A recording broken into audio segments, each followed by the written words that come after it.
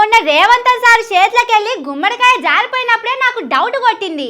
ఏదో అపశకునం అవుతుంది, సారు గాసారం మంచిగా లేదు, కాకూడనిది ఏదో అయ్యేటట్టున్నదని అనిపించింది. కానీ ఇంత జల్దిన అవుతుందని మాత్రం అనుకోలేదుల్లా. పాపం సారు ఎట్లనో ఏమో పోండ్రి. చేతులకెళ్ళి జారిపోతే గుమ్మడికాయ పలుకుతుంది అనుకున్నా గానీ రేవంత్ సారు సీఎం కుర్సీ కూడా జారిపోతుందని అనుకోలేదుల్లా.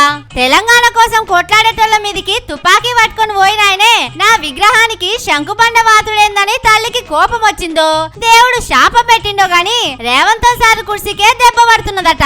ఇప్పుడో అప్పుడో సారు సీటు దిగకపోక తప్పదని వాళ్ళ పాటోలే అంటున్నారు. మునుగోడు ఎమ్మెల్యే కోమటిరెడ్డి రాజగోపాల్ రెడ్డి సార్ ఉన్నాడు కదా, ఆ సారే చెప్పింది ముచ్చట. ఇంకొన్ని దినాలు పోతే తమ్ సారే ముఖ్యమంత్రి అవుతాడట. ఇప్పటికే సీఎం కావాల్సినోడు కానీ కుర్చీ జరంతలా జారిపోయింది, ఇప్పుడు పక్కా అవుతాడని అంటున్నాడు. ఏహే అట్టిగా మాటలంటే అయిపోతుందా అని కోపంగా చూడకుండ్రి. సార్కు నాలుక మీద మచ్చలున్నాయట, ఏదంటే అది అవుతుంది అంటున్నాడు. ముఖ్యమంత్రి గారు మన మంత్రి గారు ముఖ్యమంత్రి గారు అంటున్నారు, మళ్ళీ ఎప్పుడో ఒకసారి ముఖ్యమంత్రి అవుతారు మీరు తప్పకుండా. ఎందుకంటే నా నోటికి నా నాలుగు మీద పుట్టుమచ్చలు నల్లగా ఉంది, మీరు ఏదంటే అవుతుందంట.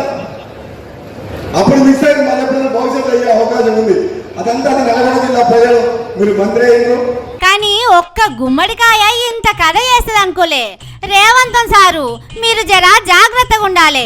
ఈడికే మీ మంత్రులు చాలా మంది ముఖ్యమంత్రి కుర్చీ మీద కన్నేసిండ్రని ఢిల్లీకి పోయి చక్రం తిప్పుతున్నారని వార్తలు వస్తున్నాయి. ఓ దిక్కు ఖమ్మమోళ్ళు, ఇంకో దిక్కు నల్గొండోళ్ళు మీ కుర్చీకి గట్టిగానే సూటి పెట్టినట్టున్నారు.